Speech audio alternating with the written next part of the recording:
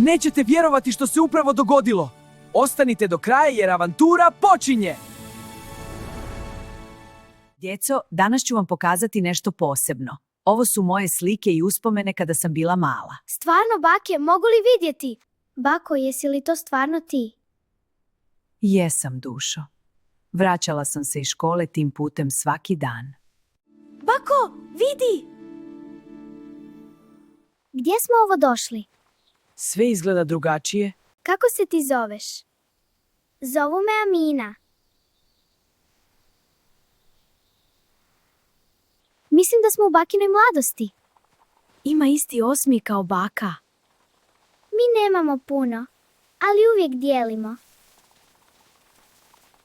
Hajde, moram donijeti vode sa bunara. Ti sama nosiš vodu? Pa to je teško. Uspjeli smo napuniti kantu s vodom. Sada pažljivo da je donesemo do kuće. Svaka kap je važna. Držimo čvrsto. Nećemo prosuti ni kap. Pola, evo je. Uspjeli smo donijeti vodu. I nismo prosuli ni kap. Sada imamo vode za iftar. Hajde sada se igramo. Spremni? Ko pogodi najbliže sredini skuplja sve. Ja ću pobjediti. Vidjet ćemo. Evo ga, ide moj plavi. Ha, pogodio sam. Sad je red na mene. Jej, izbacila sam jedan. Da, ja ću te uloviti. Trči, bježi. Ne možeš me uloviti. Uhvaćen si. Sad sam ja lovac. Ne možeš me uloviti. Stanite, cure. Trči brže. Haha, prespori ste. Trči brže. Promašio si. Sad ću te. Trčimo prema kravama. Nećete mi pobjeći.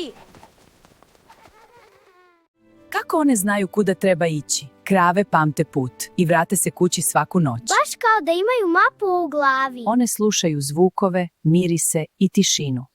Kad je tišina oko tebe, lakše čuješ put. Kod nas nikad nije ovako tiho.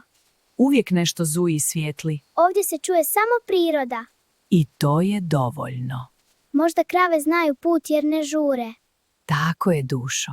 One idu polahko i prate znakove koje im priroda daje. Hajde, vrijeme je. Idemo kući da pravimo iftar. Dolazimo, bako. Bako, kako znaš da je tijesto dovoljno tanko? Kad kroz njega skoro vidiš svjetlo, tada je spremno. Kao papir. Iftar se ne pravi na brzinu. Svaki pokret mora biti smiren. Zato je ovdje sve mirno. Znate li šta je najvažnije za iftar? Hrana? Ne, najvažnije je da budemo zahvalni na svemu što imamo. Zahvalni i kad je malo. Najviše tada. Zamisli, cijeli dan bez televizije. I bez interneta. A bilo nam je baš lijepo. Nisam ni pomislio na ekran danas. Kao da mi nije ni trebao. Kao da smo imali više vremena. A dan je isto trajao. Možda je bio duži. Možda nam nekad ne treba ništa posebno. Samo vrijeme zajedno.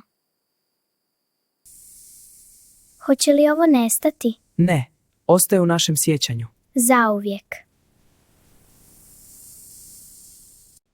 Bako, mi smo sada bili u tvojoj mladosti. Volim te, bako. I ja volim vas.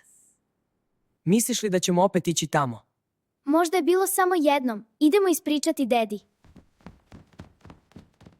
Dedo, kakav si bio kad si bio mali? Brz i stalno u nekoj avanturi. Jesi li imao telefon? Telefon? Imali smo jedno zvono ispred kuće. Kad mama zove na ručak, cijelo selo čuje. A što si radio cijeli dan?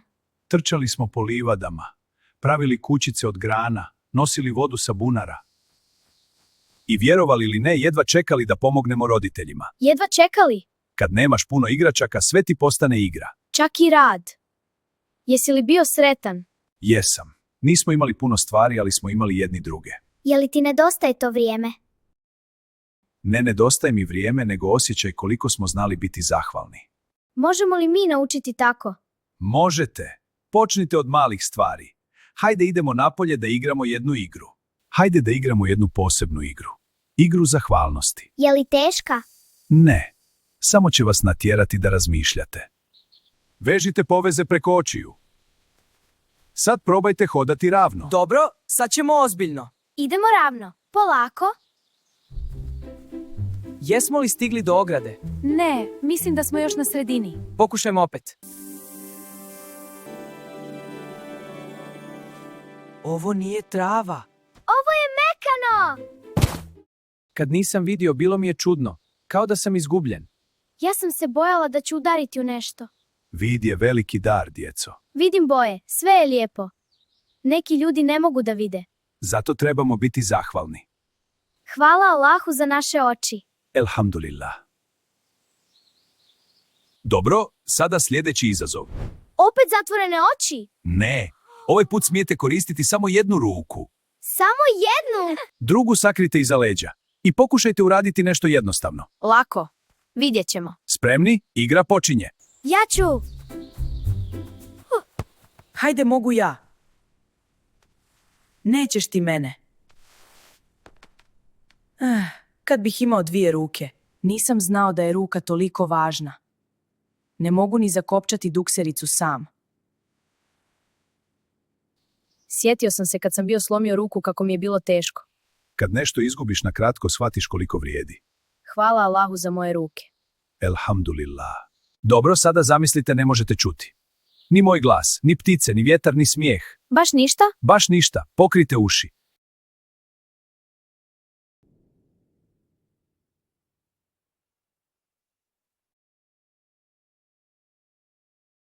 Bilo bi jako teško da ne čujem.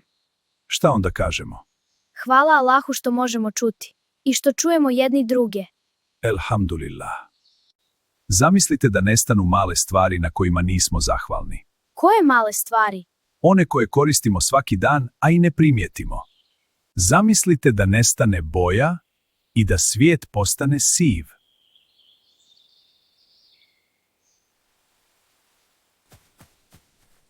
Trava nije zelena?